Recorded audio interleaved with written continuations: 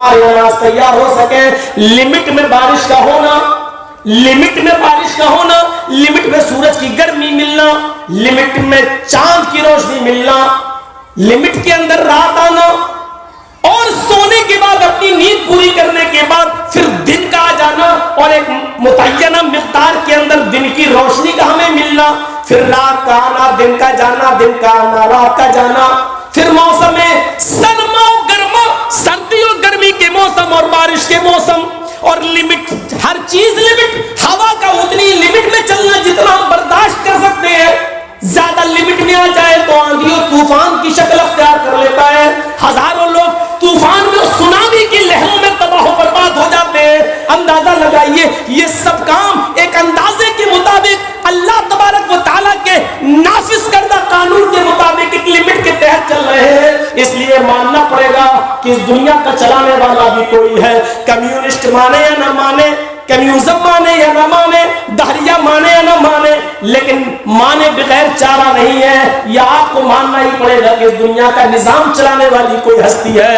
اور جس کی نظر میں اور میری نظر میں اسی ہستی کا نام سپر پاور ہے، اسی کا نام کریٹر آف یونیورس ہے، اسی کا نام اللہ ہے، اسی کو آپ گاڈ بھی کہہ سکتے ہیں. مختلف ناموں کو سے اس کو یاد کیا جا سکتا ہے. اگر معنی میں کوئی خرابی پیدا نہ ہو تو میرے بھائیوں اس کو کسی بھی نام سے یاد کیا جا سکتا ہے. وہ ایک ہی ہے، اور وہ ہے اللہ. وہ ہے اللہ، وہ ہے اللہ جو اس دنیا کو ایک لمٹ، اندازے کے مطابق چلا رہا ہے، اور اس کے اندر کوئی کمی نظر نہیں آ رہی ہے. کوئی کمی.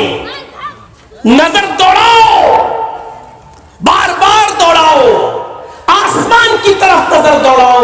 کیا تمہیں کائنات کی تخلیق میں، اس کی اللہ کی پیدائش میں کوئی کمی نظر آتی ہے؟ ایک چھوٹی سی مسجد، ایک چھوٹا سا گھر تم تعمیر کرتے ہو، اس میں کتنے پلر دیتے ہو، کتنی بنیادیں رکھتے ہو، کتنی دیواریں کھڑی کرتے ہو، اور کتنے کھمبے اور ستون کھڑا کرتے ہو.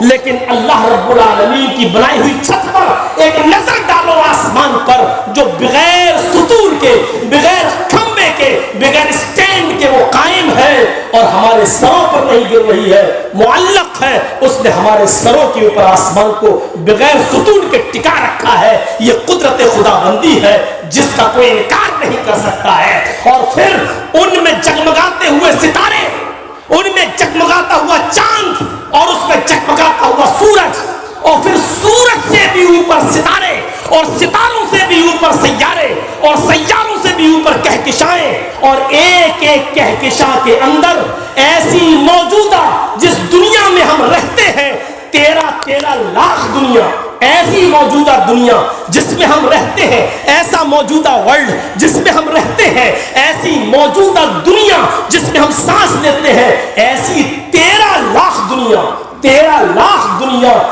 اس کہکشاں کے کونے میں آ جائے گی. اور ایسی کہکشائیں ہزاروں نہیں لاکھوں کی تعداد میں موجود ہے آسمان میں. یہ کسی قدرت، یہ اللہ کی قدرت کے علاوہ اور اس کی طاقت کے علاوہ، اس سپر پاور کے علاوہ میرے بھائیوں کون ایسی ہستی ہے جو اس کارنامے کو انجام دے سکے؟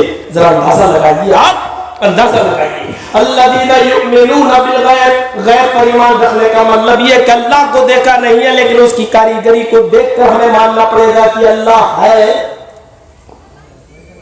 اور اس دنیا کے نظام کو چلا رہا ہے. فرشتوں پر ایمان لانے کا مطلب یہ ہے کہ ہم نے دیکھا نہیں ہے، لیکن وہ ہے. اللہ تعالیٰ نے جو ان کو حکم دیا ہے اس کو وہ بجا لاتے ہیں، جن کاموں سے روکا ہے وہ رک جاتے ہیں. ہمارے ساتھ بھی اللہ تعالیٰ نے 2 فرشتے متعین کر رکھے ہیں جو ہمارے باڈی گارڈ ہیں. وہ باڈی گارڈ اس حیثیت سے نہیں کہ وہ ہمارے جسم کی حفاظت کر رہے ہیں یا کوئی ہمیں گولی مارے تو وہ روک لیں گے، اس حیثیت سے نہیں.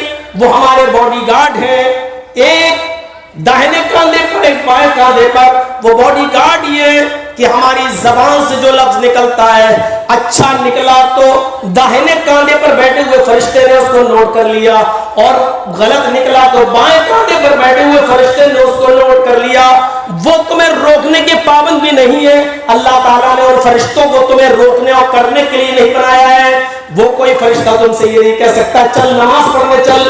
برائی لکھنے والا فرشتہ یہ نہیں کہہ سکتا کہ تو شراب لیکن آپ اچھا کر رہے ہیں، بس ان کو لکھنے کے لیے بھیجا ہے، تمہاری اچھائیاں لکھیں گے، تم نے برا کیا ان کا کام یہ کہ وہ صرف برا لکھیں گے، اور یہ نام اعمال اللہ کے سامنے تیار کر کے وہ پیش کر دیں گے. پھر ہمیں قیامت کے دن یہ نام اعمال ہمارے ہاتھ میں دے دیا جائے گا. اس ہاتھ میں دینے کے بعد ہم اپنے اپنے نام اعمال کو پڑھتے جائیں گے اور دیکھتے جائیں گے اور چیخ پڑیں گے، اے اللہ یہ کون سی کتاب تو نے میرے ہاتھ میں دے دی، اس میں تو ایک ایک منٹ تو چھوڑو، ایک ایک سیکنڈ کا حساب لکھا ہوا ہے، ایک ایک سیکنڈ کی نیکی لکھی ہوئی ہے، ایک ایک سیکنڈ کی برائی اس کے اندر لکھی ہوئی ہے. اے اللہ یہ تو نے کون سا نام اعمال میرے ہاتھ میں دے دیا ہے. یہ فرشتوں پر ایمان لانے کا مطلب اللہ تعالیٰ نے ان کو جو کام کرنے کا حکم دیا وہ کر رہے ہیں، جن کاموں سے روکا اس سے رک گئے ہیں، اور ان کی ڈیوٹی الگ الگ ہے. روح نکالنے والے کی ڈیوٹی روح نکالنے کی ہے. جس کو قیامت کے دن سور پھونکنا ہے وہ اپنے منہ میں آج سے سور لیے بیٹھا ہے، کھڑا ہے اور اللہ کے حکم کا انتظار کر رہا ہے. بارش برسانے کے لیے جن فرشتوں کو متعین کیا ہے وہ اپنے وقت پر بارش برساتے ہیں. نیکیاں اور برائیاں لکھنے والے فرشتوں کو متعین کیا، وہ اپنا کام کر رہے ہیں. عصر کی نماز پڑھنے کے بعد سورج ڈوبنے سے پہلے یہ دن کے فرشتے چلے جاتے ہیں، پھر رات کے فرشتے آ جاتے ہیں، اور مغرب کی نماز سے لے کر طلوع فجر تک وہ رہتے ہیں، پھر فجر طلوع ہوتے ہی وہ چلے جاتے ہیں، پھر صبح کے فرشتے پھر آ جاتے ہیں. میرے بھائیوں، اللہ تعالیٰ نے جن فرشتوں کو جو جو امور سونپے وہ کام کر رہے ہیں. ہمیں دکھ نہیں رہے لیکن ہمیں ایمان لانا ہے. الذین یؤمنون بالغیب، یہ مطلب ہے غیب پر ایمان رکھنے کا. جنت ہم نے دیکھی نہیں لیکن ایمان رکھنا ہے. اللہ نے جو جنت بتائی ہے اس میں دودھ کی نہریں ہوں گی، شہد کی نہریں ہوں گی، اس میں حوریں بھی ہوں گی، اس کے اندر نعمتیں ہی نعمتیں ہوں گی. لیکن ان نعمتوں کو تکلیفوں سے گھیر لیا گیا ہے. ان نعمتوں کو پانا ہے تو دنیا میں تکلیفیں اٹھانا پڑیں گی. صبح فجر کی نماز پہ اذان کی آواز آتی ہے، الصلاۃ خیر من النوم، نیند سے بہتر نماز ہے. آپ دسمبر اور جنوری کی کڑاکے کی سردی کے اندر لیٹے ہوئے لحاف ہٹانے کی ہمت نہیں ہوتی ہے، لیکن آپ کو اگر جنت کی نعمتیں چاہنا ہے تو لحاف ہٹانا ہوگا. آپ لحاف کو ہٹائیے. آپ کو لائٹ نہیں ہے، گیزر بند ہے، یا غریب گھرانے میں گیزر کہاں ہوتے ہیں؟ آپ نے دیکھا دیر سے اٹھے، اب تو ہیٹر پر یا گیس چولہے پر پانی گرم کریں گے تو بھی دیر ہو جائے گی. آپ نے سردیوں میں ٹھنڈے پانی سے وضو کیا، آپ کے ہونٹ ٹکرا رہے ہیں، سردی میں ہونٹ کپ کپا رہے ہیں. آپ نے ٹھنڈے پانی سے وضو کیا، گرم شال جو بھی آپ کے پاس تھی آپ نے اوڑھ لی اور مسجد کی طرف روانہ ہو گئے. یہ تکلیف آپ کو ہوئی. اللہ کے نبی صلی اللہ علیہ وسلم فرماتے ہیں اللہ تعالیٰ نے جنت کو ایسی تکلیفوں سے گھیر رکھا ہے، جب تک دنیا میں تم یہ تکلیفیں نہیں اٹھاؤ گے اللہ بھی تمہیں جنت نہیں دے گا. جنت کو تکلیفوں سے گھیر لیا گیا ہے. جنت کے اندر ہر قسم کی نعمتیں ملیں گی، پوری آزادی ہوگی کھانے پینے کی. ہمیں یقین رکھنا ہے دنیا میں جس نے سب سے کم نیکیاں کی ہوں گی، دنیا میں جس نے سب سے کم نیکیاں کی ہوں گی لیکن وہ جنتی ہوگا. ایسے بھی تو لوگ ہوں گے جنہوں نے نیکیاں بہت کم کی ہوں گی، سب سے کم نیکی والا بھی جنت میں جائے گا، اس نے شرک نہیں کیا ہوگا.